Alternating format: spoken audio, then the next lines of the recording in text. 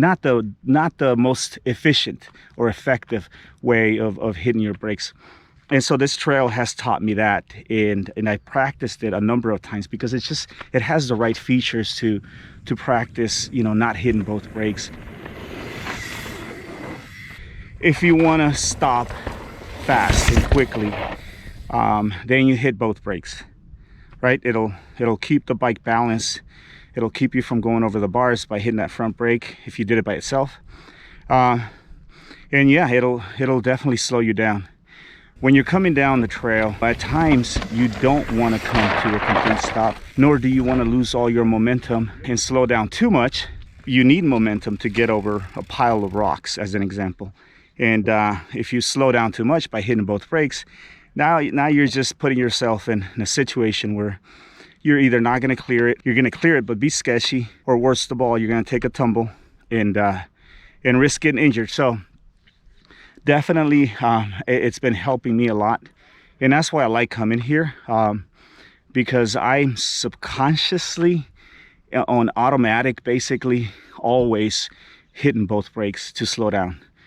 Back when I first started riding, I learned, or someone taught me, how to use my brakes, or at least in that person's opinion, and that is always use both brakes, right? To slow down.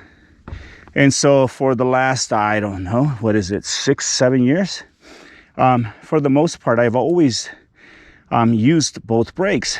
Now we know, right, that if you use the front one, you're gonna OTB. If you use the rear brake, you're just basically gonna skid and fishtail, you know, every so which way as you're going down and so forth. So, and you're not gonna stop as fast. But this particular trail here has taught me how to brake to go faster. And that's what I'm going to show you today, at least what's working for me. And it's one way of braking, and when to brake, and basically what I've learned, I'm going to pass it on to you. So I'm going to show you this particular section here. After you come in through here, this is where I used to open up wide here and then hit both brakes to slow down and go into this little roller down. Kind of want to show you guys how I do it now. And I don't hit my front brake, I just hit my rear. It's nothing crazy, but it is obviously a little chunky. And yeah, and then it's got all these rocks and stuff, right? So, and then there's this next segment here. Once I came through here, again, I would hit both brakes, front and rear, slow down to make it through this little section here. So I don't open up wide anymore. I take the inside line, hit my rear brake, fishtail that rear out to line me straight up. And as I come down, again, I just hit my rear brake, and it allows me to just maintain my speed. I'm gonna do another full pull here and kind of give voice to my thoughts in terms of when I'm braking, which brakes I'm using, and so on. Both brakes, and then let go, rear, come over here, still rear brake,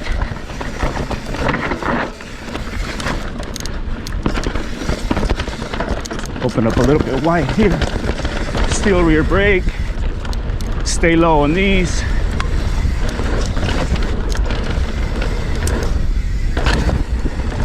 rear brake, rear. This is where I'm going to go on the inside. Just use the rear brake. Rear.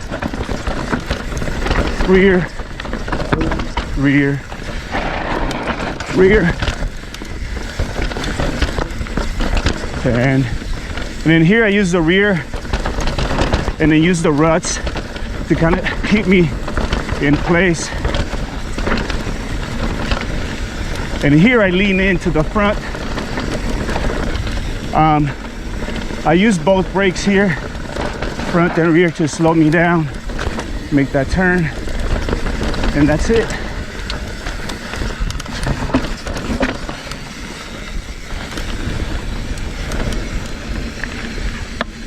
And yeah, that was a full pull of that somewhat chunky section there, or trail.